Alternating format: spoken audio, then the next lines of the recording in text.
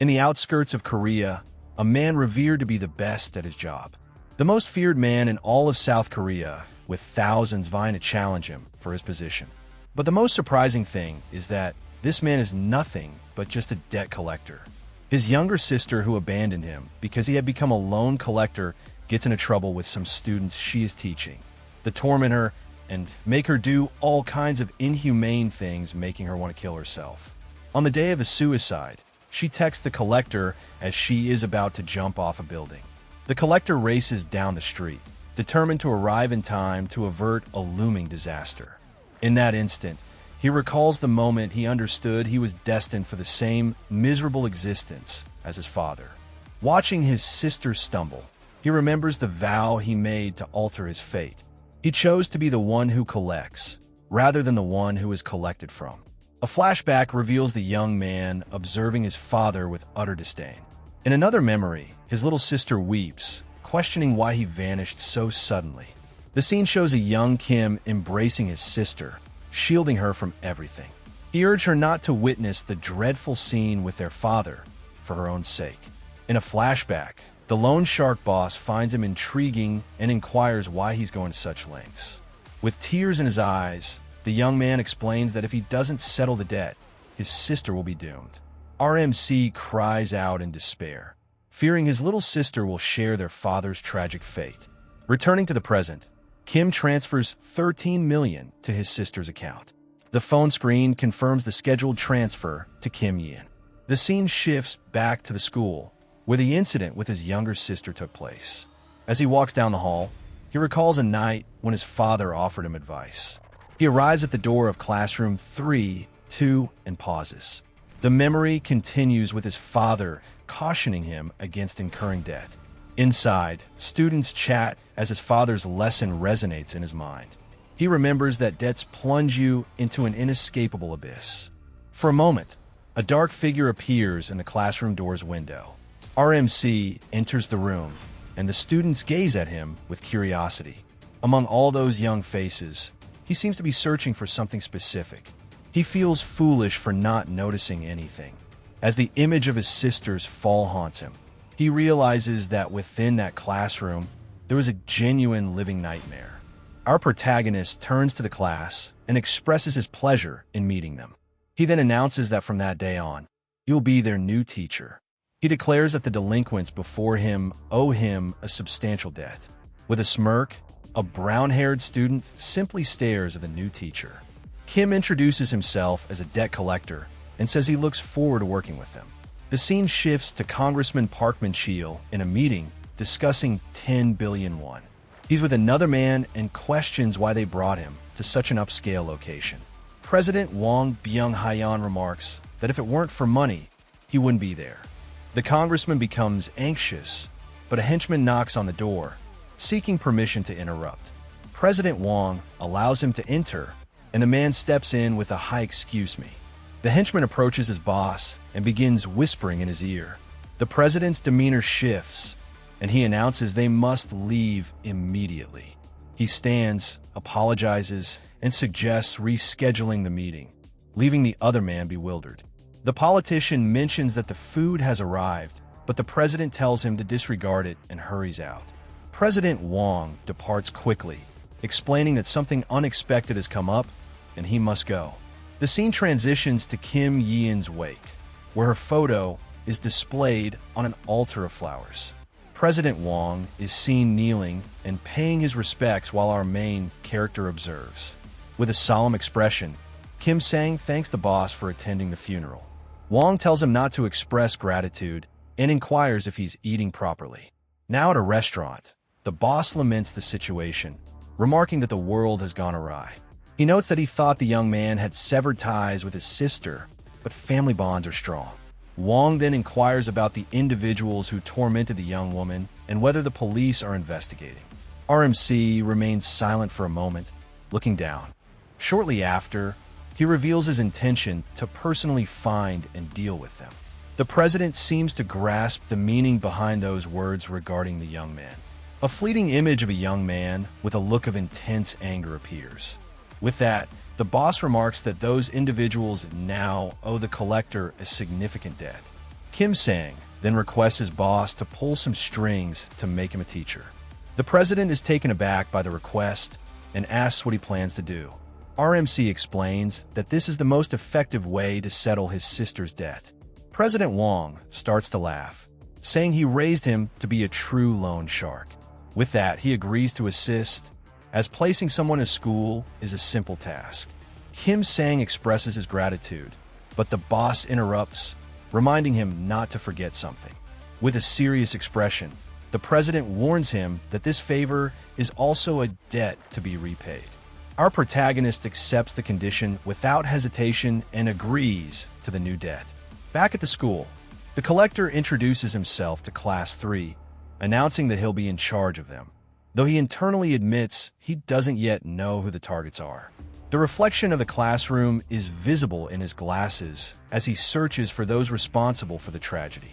He scrutinizes them all carefully to identify who drove his sister to such actions. One of the female students immediately compliments him, noting that the new teacher is very handsome.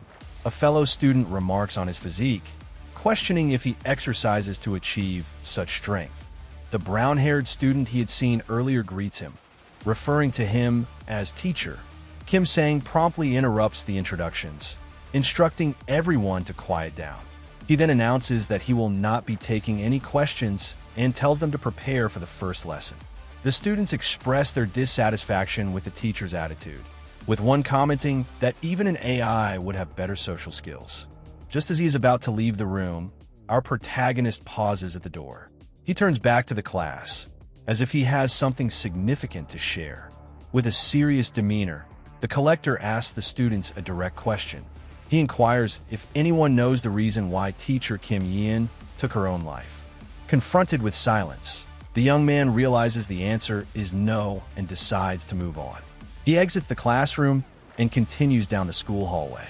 The brown-haired student is intrigued and wonders why the new teacher behaved in that manner. At that moment, he recalls his previous encounter with the man and the lie he told. Making the connection between the names Kim Yin and Kim Sang, the young man smirks slightly. The scene transitions to the teacher's lounge, where our protagonist is conversing with his colleagues. The other teachers mention that he is fortunate because the students in Class 3-2 are excellent. However, one of them reveals that the class is in turmoil, with 6 students on medical leave. Outside, the collector reflects on why someone who is well-liked by everyone would do such a thing. He observes the students playing soccer and finds the entire situation suspicious. In front of the school, our main character thinks he cannot find a single flaw in Class 2. Class 3-2 is known as a model class and had a good relationship with his sister. Because of this, he reviewed the educational records in Kim Yin's class journals. Yet, the young man found no significant evidence of bullying in the documents. He recalls his sister asking for help and wonders who the real demons were. As he walks across the courtyard, he questions who the cruel demon she mentioned in her message could be. Suddenly, an angry voice shouting catches the collector's attention as he passes by.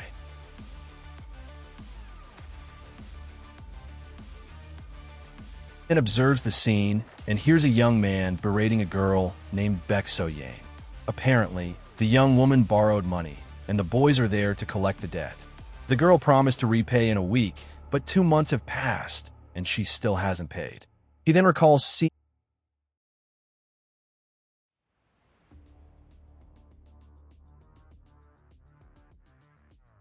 he unexpectedly encounters the same man in the hat who had attended the teacher's funeral. Observing this, our protagonist begins to connect the dots. In a flashback, the same girl is seen rushing frantically through the funeral, passing by our protagonist. The collector watches the scene quietly, starting to understand her link to his sister. The young student appeared deeply affected by the loss of teacher Yan. In the present, the bullies ridicule the girl, but the leader insists he only wants his money returned. Soon after, the aggressor steps forward and promises to cover the girl's debt. She asks if the amount was $500,000, and the boy confirms it. Suddenly, the student hits the young woman hard across the face, causing her to stumble to the side. With a malicious grin, He complains that she's overreacting to a minor sum. On her knees, the girl pleads for the money and asks for half of it back, but he accuses her of being a loan shark.